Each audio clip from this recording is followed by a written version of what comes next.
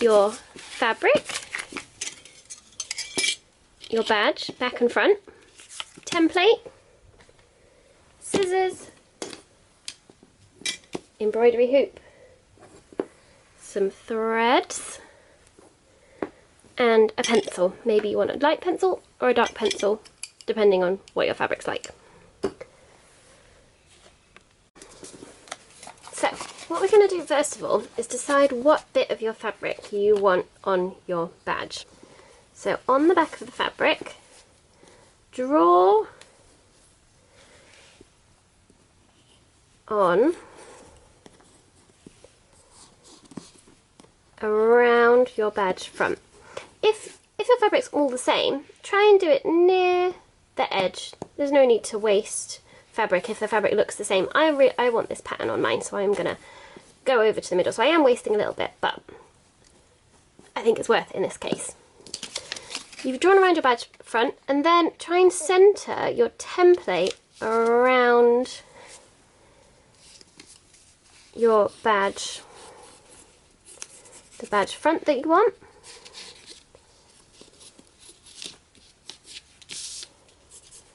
That way, a little bit with it. Doesn't really matter, you're not going to see this on the front. Cool. So then you're going to take your fabric and you're going to put it in your embroidery hoop. So the hoop comes with two pieces. The small one goes on the bottom. I'm going to put it on my hoop, making sure I try and catch the design that I want. And then the bigger hoop, you might need to unscrew it a bit to get it on. The bigger hoop goes on, like that. And then you tighten it up, and then what you do is you pull it, check your design's in the right place, in the hoop.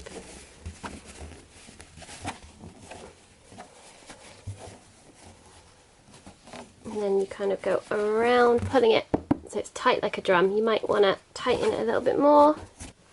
When you're sewing, you want to really make sure that you're just staying inside that inner circle. You don't want to do a beautiful design out of the circle and then realise that it's not going to be on your badge. So as you stitch, think about where your design is going within that circle. You just have to keep checking forward and backward. So I'm just going to, the video is just going to swap to a plain bit of fabric so I can talk you through some stitches. So, the first thing we want to talk about is transferring your design onto your fabric. So you might want to just stitch freestyle, it's fine, especially when you're practicing your stitches. You could use a pencil. If you've got a dark fabric, you might want to get a light coloured pencil, or a bit of chalk or a bit of soap is also good. And you can draw on your design. So you could also do this on the back if you were worried about it staying there for after you finish sewing. Normally it would just brush off. Okay, so then you want to prepare your threads. So threads will often come on with a little bit of paper around them. And what you can do, if you find the end of your thread and then you pull from the middle, and I always stitch, I never make the thread any longer than my arm because I can't pull any longer than my arm is long. So I cut it off here. So if you pull it out of the little case like this, your threads will be a lot neater, unlike my little bird's nest over here, but we won't talk about that. Try and keep the threads nice and neat and in their cases. So one thing you can do, so you could stitch with your thread thick like this, but you could also split it. So often embroidery threads are what we call 6-ply, so they've got 6 little strands. So what you can do is get your fingers in there and pull the strands apart. So I'm doing some strands of 3 here. and that just gives you a bit of a thinner line. Oh, tangled. Don't worry if it gets tangled. The more you just kind of untangle, and you can keep pulling, and eventually you'll get these threads apart. So the first thing you need to do is thread your needle. So my top tip for threading a needle is to hold it, the thread, between your fingers like this, so you've got a teeny tiny bit sticking over, and then you take the needle down onto the thread while you're holding it. And that's my foolproof way. Then I tie a little knot in the end. So go around my finger, pull it off, and then the tail goes through the loop. Do that a couple of times. I know some people don't knot their threads at the start of when they're doing hand stitching, but I tend to. You can find your own way as well. And then if you're hand stitching, start from the back, bring your needle up, and the trick with hand sewing, because if you've not doubled over your thread, your needle might come unthreaded. So when it comes through, you get these other two fingers here to hold onto the thread like a little clamp, and then you pull it out, and you're leaving the thread on the needle, so it kind of, your fingers act as a little clamp on the thread. I'll show you again in a second. So the first stitch I'm going to teach you is a running stitch. If you've done any sewing before, this is probably the stitch that you've used. It's the most basic hand sewing stitch, and it is the one that goes in, out, in, out. You don't have to do kind of all of these at once when you're just starting out, but just make it a bit quicker.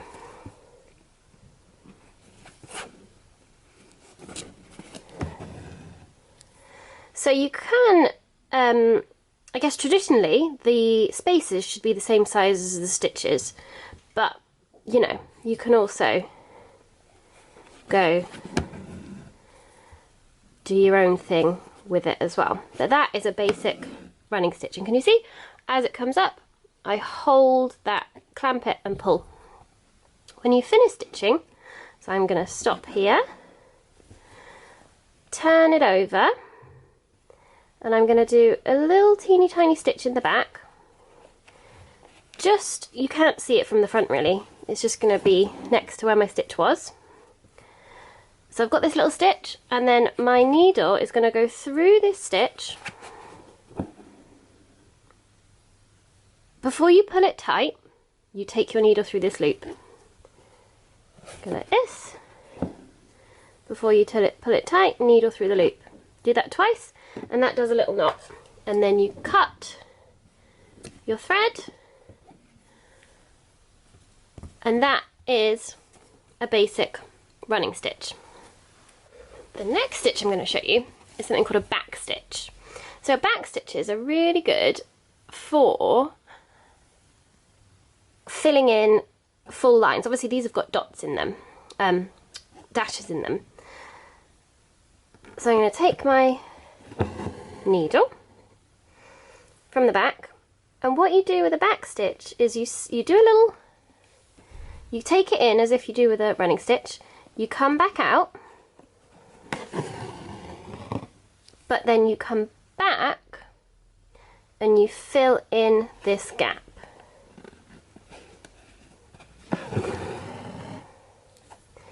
So this is really good for if you're doing outlines of something, or even writing. So you want to do little writing. And again, the stitch length that you choose, stitch length you can choose. It's totally up to you. You might be a really dainty stitcher and do tiny stitches. Doesn't have a rule. Maybe there was a rule at one point, but we're here to break the rules, aren't we? We can stitch however we want. So this is our little back stitch.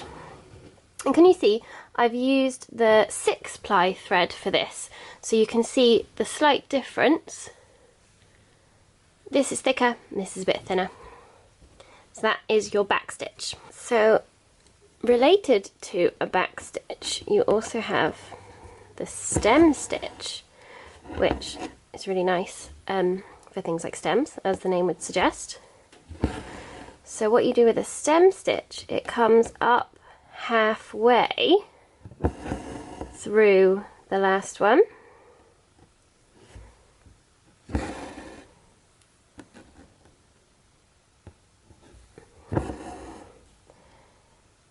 And forms like this.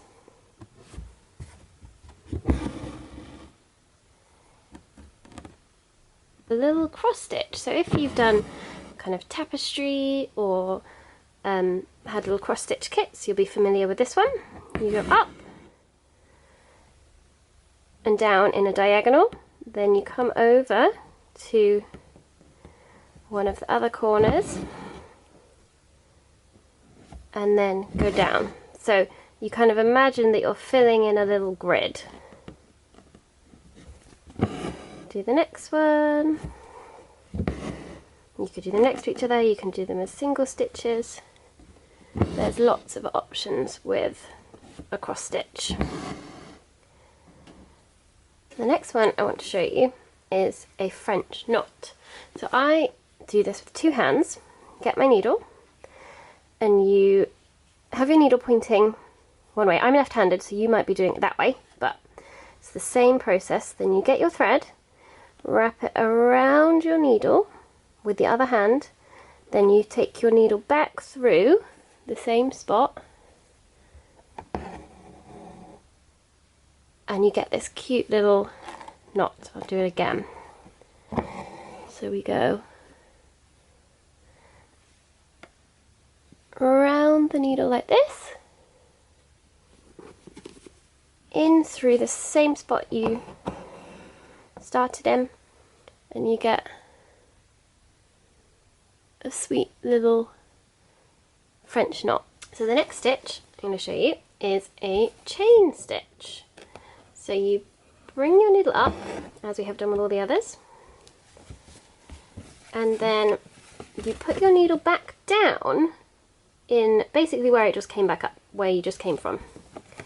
Then you bring your needle up, and can you see sometimes I need to angle my needle with my finger at the back, so my finger's there pushing on it at the back to get my needle back up. And then with a chain stitch, this is the important bit, you've got to make sure that your thread is underneath the needle like that, and then you pull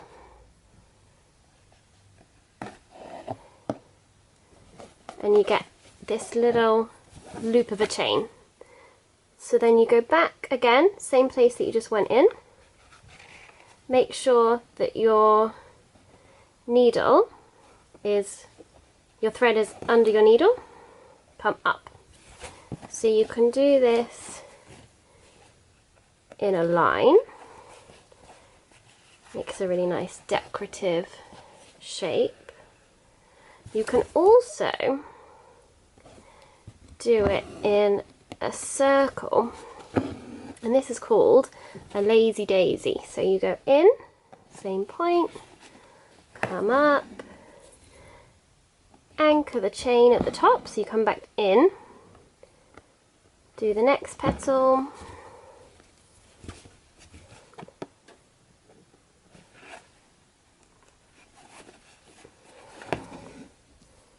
can look really cute with a little French knot in the inside. And your petals can be longer as well, they don't have to be teeny tiny. You could do a longer stitch in the middle.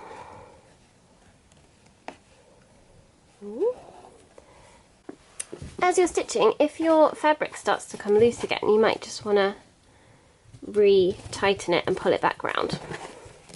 So the next one is something called a satin stitch. Now this is really good for filling in shapes, and as I said, I've ignored my drawing that I did earlier, but I'm going to do another little drawing. So I'm going to do a little square like this that I'm going to fill in with satin stitches.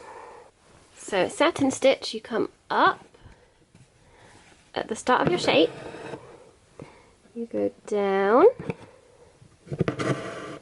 and then you come back up real close to the last stitch, like that.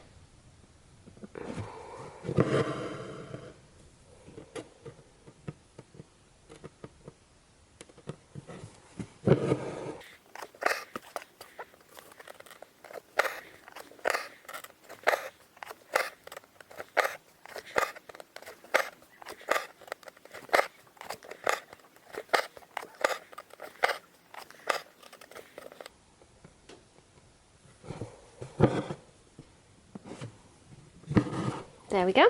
My shape's a little uneven, but so you get a nice smooth shape. They need to be really close together, and actually it looks very similar on the back as it does on the front. I often think it's called a satin stitch because it's so smooth. It's really great for filling in shapes. So I've changed to green thread because I'm going to do a couple of stitches that I think look quite a lot like leaves.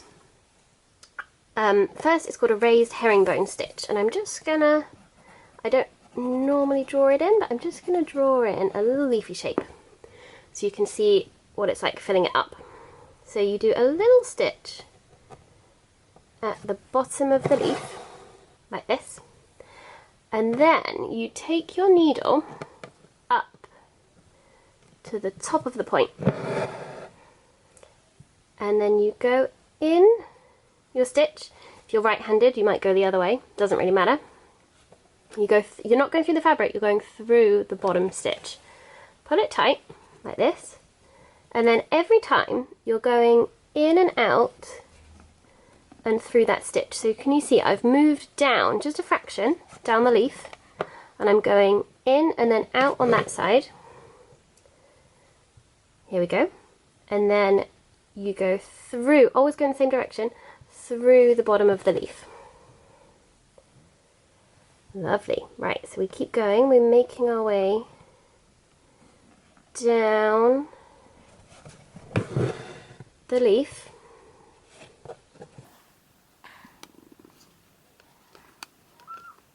Every time you just slightly move down.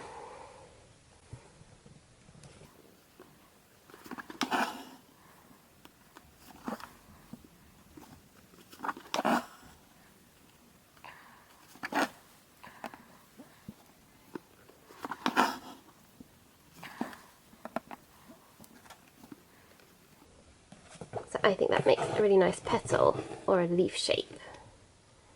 And then at the end you can kind of end it.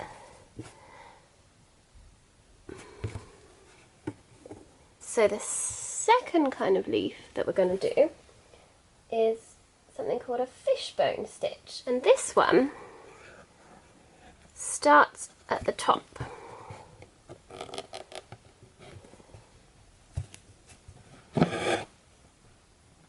Like this. And then what you do is make your way down the shape, but always overlapping the last one that you did. So I'm just going to stitch on this side, overlap here, stitch on this side, overlap here, stitch on this side,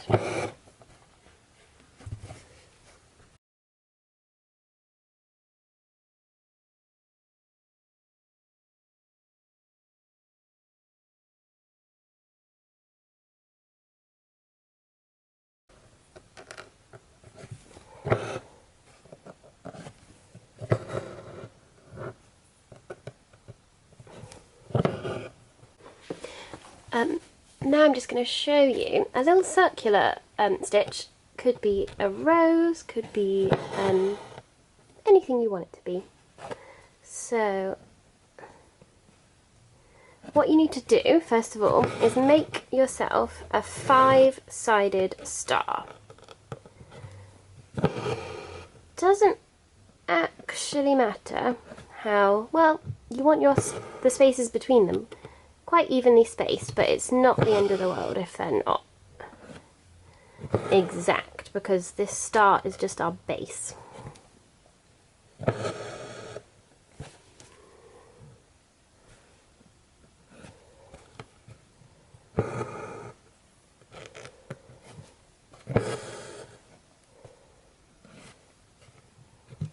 So the start has got this kind of same starting point in the centre. Once you've got that, you come up through the centre with your needle, and then we're not going through the fabric again, we're actually just going to weave in and out of these strands that you've created. So under that one, over this one, over that one, under this one, and you keep going round, alternating what you did last. The reason why we have 5 points is so that every time you go over and under, you're doing the opposite of what happened on that before. Because if you did it the same, you wouldn't get this lovely rose effect. You'd kind of get you'd still see the lines. So keep going.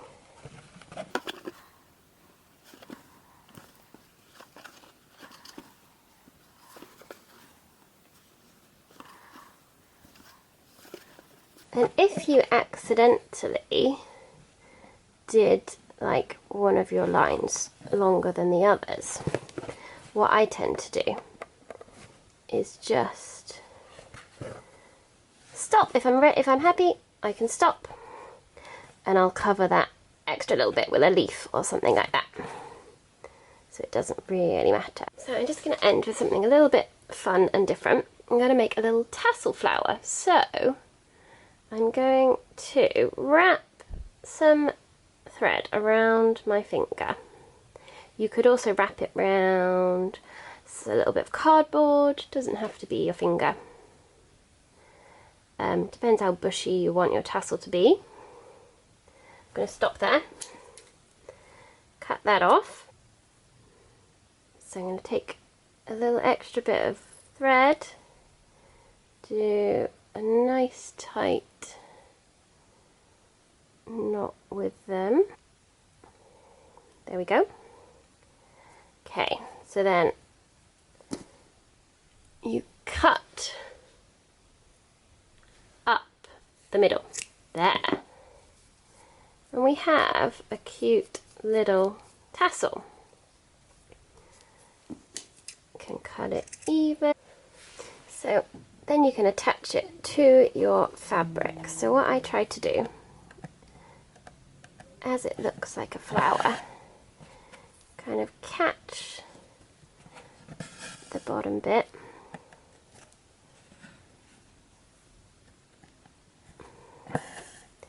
you can do a couple of stitches in the bottom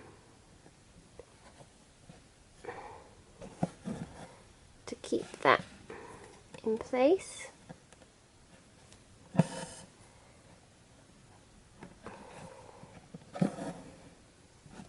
And then can kind of cover this bit, turning it into a little stem. Or if you don't want a stem, you could just cut that bit a bit. Once you've secured it down, you could cut it a bit shorter.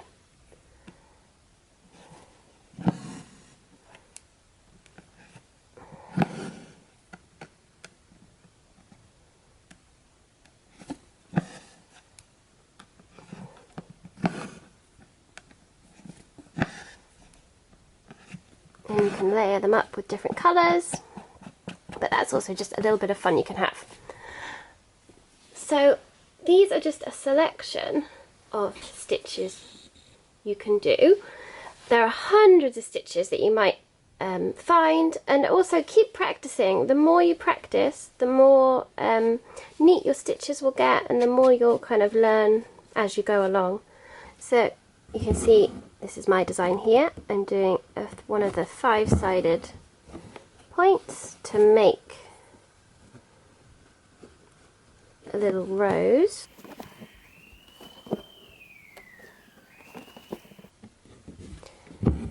And do a little stem stitch, big satin stitches in this corner just to make it look a bit different. It's kind of abstract and funky, this one.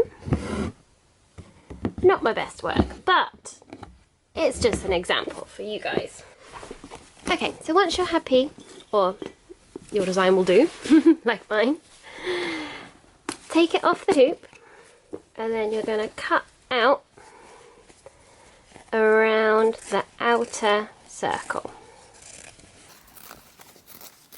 Doesn't have to be super neat because these bits are going to be hidden anyway. Thread up your needle with some normal thread, or take kind of one strand of embroidery thread. It doesn't have to be so thick this time. And what we're going to do is that simple running stitch that we learned earlier around the outside of your badge. Just do a little stitch on the spot to stop it from falling out. There we go. So then you don't want to stop halfway or anything, you just want to keep going.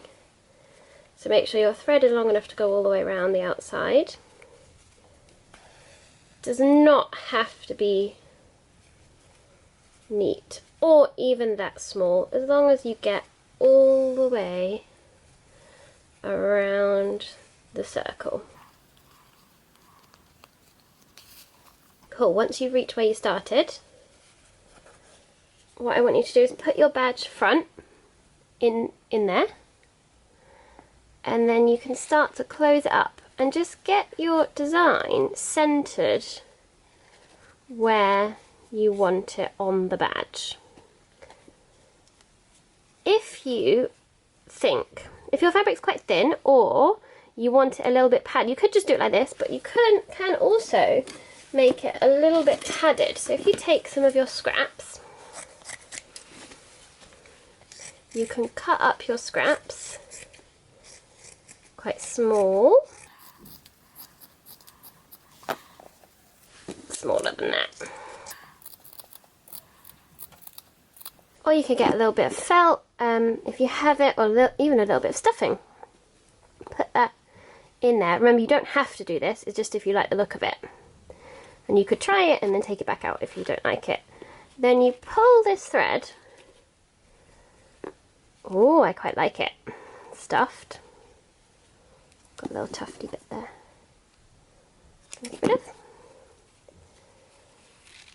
Pull it nice and tight, and then you're going to do a few stitches across this.